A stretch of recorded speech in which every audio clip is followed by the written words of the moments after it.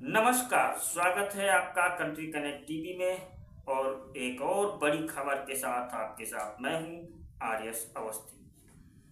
Samajwadi party अपने जन्म से लेकर अब तक यानी मुलायम सिंह यादव के समय से लेकर अब तक मुस्लिम तुष्टीकरण के लिए किसी भी हद तक जाने को तैयार रहती है, किसी भी सीमा को पार करने के लिए आतुर रहती है। और यही वजह है समय समय पर समाजवादी पार्टी के नेता, विधायक, सांसद ऐसी बयानबाजी और ऐसी हरकतें करते रहते हैं जिनको देखकर कई बार तो हैरानी होती है। अभी इसका ताजा उदाहरण है, अभी अबू आजमी ने जिस तरीके से औरंगजेब के गुणगान किए, औरंगजेब की तारीफ में कसीदे पढ़े, वो पूरे देश ने देखा और उसको लेकर तमाम बवाल भी हुआ। और इसके बाद रही सही कसर रामजी लाल सुमन ने पूरी कर दी जब उन्होंने राणा सांगा को गद्दार तक कह दिया। और इसको लेकर भी पूरे देश में हिंदूवादी संगठनों ने उनका विरोध किया, विरोध प्रदर्शन हुए, कई जगह उनके पुतले चढ़ाए गए। और अखिलेश यादव से लेकर तमाम पार्टी के बड़े नेता, चाहे वो अबू आजमी का बयान हो और चाहे वो रामजी लाल सुमन का बयान हो, सब के सब इन दोनों नेताओं का बचाव करते हुए नजर आए। किसी ने इन बयानों की निंदा नहीं की।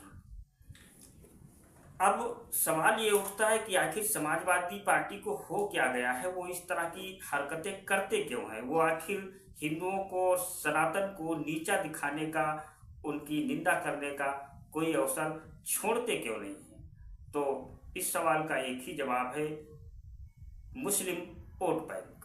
मुस्लिम वोट बैंक के लिए समाजवादी पार्टी किसी भी हद तक जाने को तैयार रहती है, कुछ भी करने को तैयार रहती है। और इसके लिए सनातन और हिंदुओं की कितनी भी बुराई क्यों न करनी पड़े, उनको नीचा दिखाने के लिए कितना भी कुछ क्यों न करना पड़े, वो पीछे नहीं हटती है। जब कुंभ का आयोजन हो रहा था तब कुंभ को बेकार बताया गया और कुंभ को लेकर के तरह तरह की बातें की गई और कुंभ को भी बेकार और निरर्थक साबित करने की समाजवादी पार्टी की ओर से तमाम कोशिशें हुई। लेकिन आज हम बात ये सब इसलिए कर रहे हैं कि जो तस्वीरें, ताज़ा तस्वीरें आई हैं समाजवादी पार्टी के एक विधायक की, उनको देखकर आप हैरान रह जाएंगे। दरअसल लखनऊ के माल एवेन्यू स्थित दरगाह दादा मियाँ में रोजा इफ्तार का आयोजन चल रहा था और इफ्तार पार्टी में बड़ी संख्या में रोजेदार भागीदारी कर रहे थे। और इसी इफ्तार पार्टी में सपा विधायक रविदास मेहरोत्रा मौजूद थे और उन्होंने भी तमाम मुसलमानों के साथ नमाज पढ़ी। उन्होंने कहा, तोहफाए मोदी मुसलमानों के साथ धोखा है। बता दें कि सपा विधायक रविदास ने लोगों के साथ इफ्तार करने के बाद नमाज भी अदा की और उन्होंने कहा कि हमारा संदेश है कि हिंदू मुस्लिम एक होकर रहें और इस दुनिया का मालिक दो नहीं है, एक है, जिसे अलग अलग धर्म के लोग अपने हिसाब से मानते हैं। हम नमाज भी पढ़ते हैं और होली भी मनाते हैं, ये असली भारत है। उन्होंने भाजपा के द्वारा सौगाते मोदी के नाम से ईद किट बांटे जाने पर कहा कि यह दिखावा है। अगर प्रधानमंत्री को मुसलमान को ईद का गिफ्ट देना है तो वक्फ बिल पर रोक लगा दे, मुसलमान के लिए बड़ा तोहफा होगा। प्रधानमंत्री ने 10 सालों से और मुख्यमंत्री ने 8 सालों से अपने आवास पर इफ्तार नहीं करवाया है।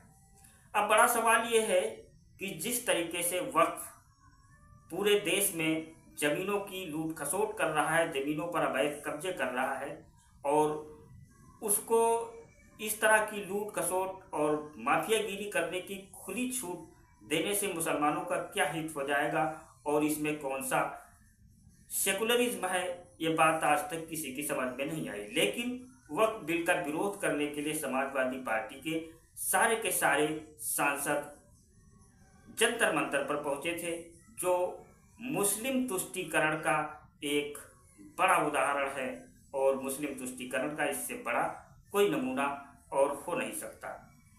और रोजा इफ्तार की पार्टी में शामिल होकर नमाज पढ़ने से भी अगर कोई हिंदू रोजा इफ्तार पार्टी में शामिल होता है और वहां जाकर के नमाज पढ़ लेता है, तो इससे भी मुसलमानों का क्या भला हो जाएगा, ये भी समझ से परे है। मुसलमानों का भला तो जन कल्याणकारी योजनाओं में उचित और पर्याप्त भागीदारी से ही होना है, जो समाजवादी पार्टी को समझ में नहीं आता है। जबकि प्रदेश सरकार के द्वारा और केंद्र सरकार के द्वारा मुसलमानों के उत्थान के लिए लगातार तमाम योजनाएं संचालित की जा रही हैं और सभी जन कल्याणकारी योजनाओं में उनको अच्छी भागीदारी दी जा रही है, जिससे उनका विकास भी हो रहा है और उनका आर्थिक और सामाजिक स्तर भी ऊपर उठ रहा है। लेकिन इन्हें तो करनी है तुष्टीकरण की राजनीति, और यही वजह है कि ये इस तरीके की हरकतें आए दिन करते रहते हैं और हिंदुओं को नीचा दिखाने का, सनातन को बदनाम करने का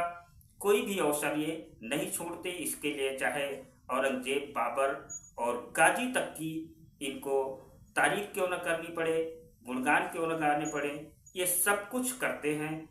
और यही वजह है कि ये जानते हैं कि हिंदू को विभाजित किया जा सकता है जाति के नाम पर, और मुस्लिम वोट बैंक को अगर पक्का रखा जाए तो सरकार में आना मुश्किल नहीं। और यही वजह है कि आए दिन हिंदुओं के जाति बिखराव की कोशिशें करते रहते हैं और मुसलमानों को खुश करने के लिए इस तरह के ढकोसले करते रहते हैं। लेकिन बड़ा सवाल यह है कि मुसलमानों का वास्तव में भला कौन चाहता है, जो इस तरह के दिखावे करते हैं या फिर जो मुसलमानों के लिए कल्याणकारी योजनाएं लेकर आते हैं। आपको इसी सवाल के साथ छोड़े जाते हैं। आप अपनी राय हमें कमेंट बॉक्स में जरूर बताएं।